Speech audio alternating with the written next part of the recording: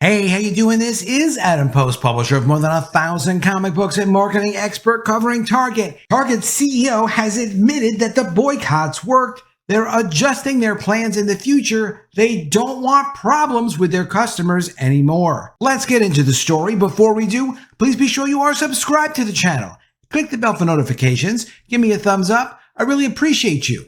I'm trying to get to 30,000 subscribers, so if you can subscribe, please do subscribe. Coming from Newsweek, Target CEO admits the Pride boycott worked. Target CEO Brian Cornell said on Wednesday that the boycott against the company's Pride Month merchandise contributed to a decline in sales during the second quarter. Cornell spoke during an investor's call about Target's second quarter results, with comparable sales declining by 5.4% and a decline in total revenue of 4.9% to $24.8 billion compared to last year. It's important to note that the 3 months he's referring to that had these really kind of terrible results for sales was from April to the end of June. The boycott for Target started around in the middle of May, towards the end of May. So this is the result of about 6 weeks of people saying, nah, we're not going to buy into your progressive agenda, Target. Stop it with this junk already. Cornell said that inflation was one reason for the decline in sales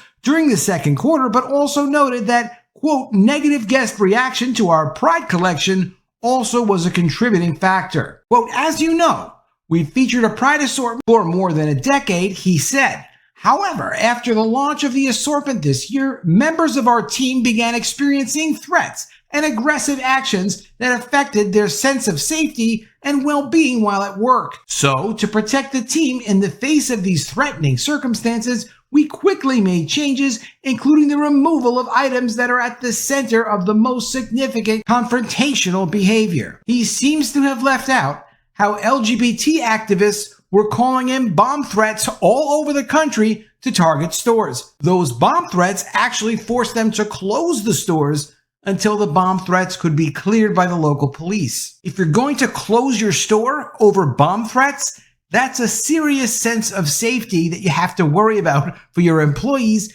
In addition to that, of course, you're losing sales if the stores are all closed. The remarks by Cornell came after Target faced a boycott mainly from conservatives and normal people after the release of its Pride collection, which made up over 2,000 items. Many conservatives disagreed with the LGBT items that Target was selling for Pride Month, while Bud Light faced a similar issue after its decision to partner with transgender influencer Dylan Mulvaney, who would now like to be known apparently as an actor. It should also be specifically noted some of the items that the conservatives and normal people had a problem with at Target were, quote, tuck-friendly bathing suits, women's-styled bathing suits, as well as baby items and infant items that were LGBT themed. However, shortly after the boycott and criticism began against Target, the company issued a statement announcing the removal of some Pride items. Much of the Pride merchandise was destroyed. I have pictures from employees showing them destroying things like even the mat that says the gayest place on earth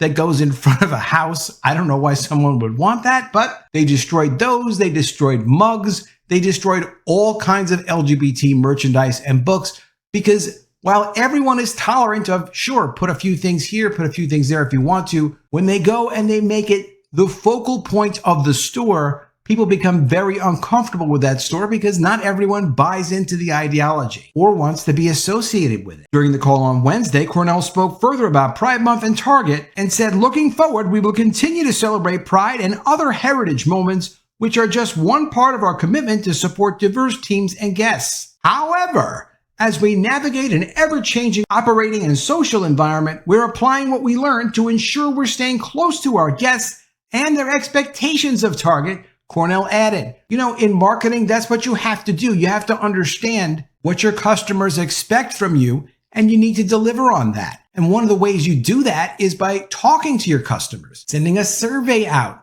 going into the field and talking to customers. You can't just do what you want your customers to do or what some social agenda ESG investor wants you to do. You have to be responsive to the customers and not take them for granted. Marketing is all about communication. According to a press release following the investor's call, Target said that given the current sales trends in the second quarter, the company has lowered its full-year sales and profit expectations and is now forecasting comparable sales in a wide range around a mid-single-digit decline for the remainder of the year. So they're expecting sales to continue to go down for at least the rest of 2023. As we had just covered, Target is vowing to review its Pride range as Boycott hits their sales. Their Pride range is their Pride merchandise selection. It was really well over the top. They had over 2,000 items they designed just for Pride Month. A lot of it wound up being physically destroyed by Target itself.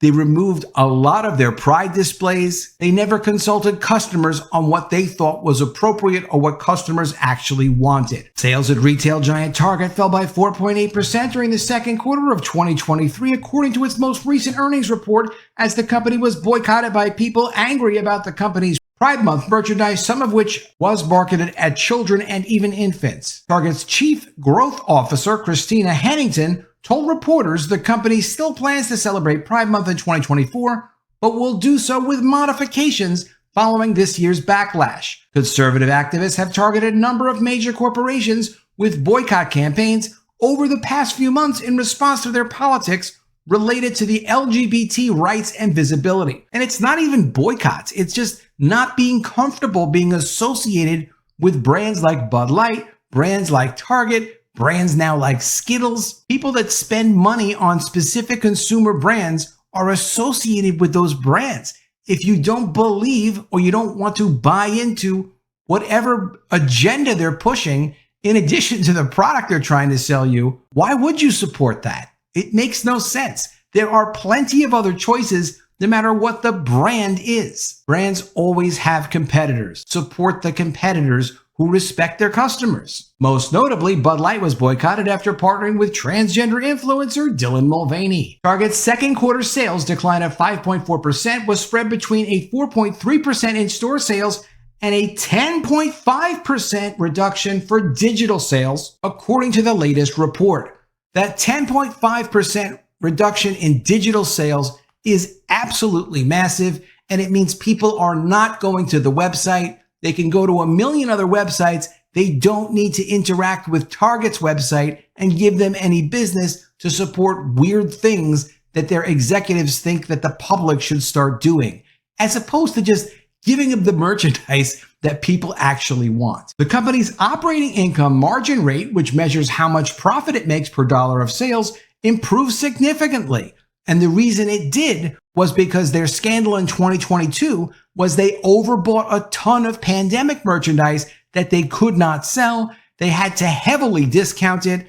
They moved a lot of it, but they weren't able to make much of a profit on it because they had so much of it and they had to price it to the floor and really practically give it away just to get dollars in the door and move that stuff out. In a statement accompanying the figures, Target Chief Executive Brian Cornell said, "Our second quarter financial results clearly demonstrate the agility of our team and the resilience of our business model as we saw better than expected profitability in the face of softer than expected sales." Again, the only reason it was profitable was because they didn't have to dump a ton of unsold inventory. Also, they destroyed all the Pride merchandise practically. I didn't hear them explain, and maybe I just missed it, how much money they lost on 2,000 Pride items that many of which had to be destroyed. Someone had to pay for that, and that was Target. Many people were infuriated by Target's sale of clothing, which appeared to be targeted at children as part of its Pride Month range in June, including a t-shirt with the slogan, "Trans people will always exist," and a baby grow featuring the words, "Being proud,"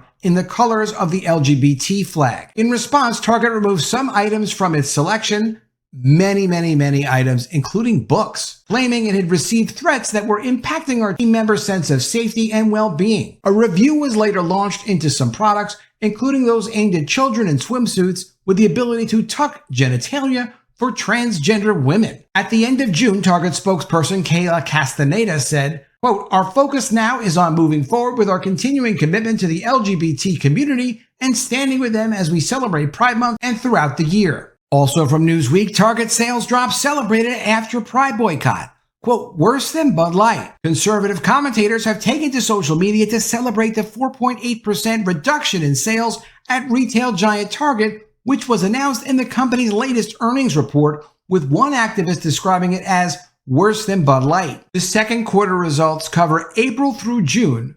Many people began boycotting Target as of the middle of May in response to products it sold as part of its Pride Month collection, some of which appeared to be aimed at children, because some of it was aimed at children and some of it was aimed at babies. A number of prominent brands have been hit by boycott campaigns over the past few months, most notably Bud Light, which was targeted after the promotion with transgender influencer Dylan Mulvaney. Responding to the latest Target figures, conservative commentator and chief creative officer at Turning Point USA, Benny Johnson, released a video with the title of which describing the results as worse than Bud Light. Referring to conservatives in the video, Benny Johnson commented, "We are powerful. We are so much more powerful than they ever want to admit. We are legion and we can crush the largest brands in the world just by saying so." British conservative commentator Niall Gardner, who advised Margaret Thatcher on foreign policy after she left office, gave his reaction on Twitter and posted, quote, "The wokeists are in retreat. Target sales are punished by Pride Month backlash. Retailer lowers profit goal for the full year. Executives say they will modify Pride Month promotion." And Wokeness's Twitter account, which has 1.5 million followers and really is an excellent account, posted Bud Light sales are down 26%, and he's referring to revenue. It's closer to 30% by volume. Target just had its first sales drop in 6 years. Disney lost $1.9 billion at the box office over the last 15 months. Keep hitting them where it hurts. Rogan O'Hanley, a self-described anti-woke patriot with 1 million Twitter followers, posted, "You see this? Target reports first sales slump in 6 years. Quote, blames it on trans merchandise for kids designed by a Satanist. You come after our kids, we're coming after your profits." The Satanist attack appears to be a reference to Eric Carnell, a 29-year-old designer from London who created a number of items for Target's Pride selection. Carnell sold a number of designs referencing Satan on his personal store, including a medallion bearing the slogan "Satan respects pronouns." However, speaking to the Washington Post, Carnell strongly denied being a Satanist, commenting, "For starters, I don't believe in Satan. If I believed in Satan, I'd have to believe in the Bible, and I consider myself an atheist." Well, good for Carnell. Conservative anger at Target was focused on the store selling a number of products aimed at children, including a t-shirt bearing the words, "Trans people will always exist," and a baby grow emblazoned with the slogan, "Being proud," written in rainbow flag colors. If you're going to start to target children and babies with promotional normalizing propaganda, of course, conservatives by nature are going to be upset, but any normal people are going to be upset. Of course, babies shouldn't be wrapped in LGBT flags. Let babies grow up and be themselves, and then they can decide who they want to be. Let me know what you think of all this in the comments below. Always love to see your ideas. Did you know that the boycotts were going to work? Would love to hear what you have to say. Please be sure you are subscribed to the channel. Click the bell for notifications, give me a thumbs up, and I'll see you again soon with another video. And if I don't see you, I will miss you.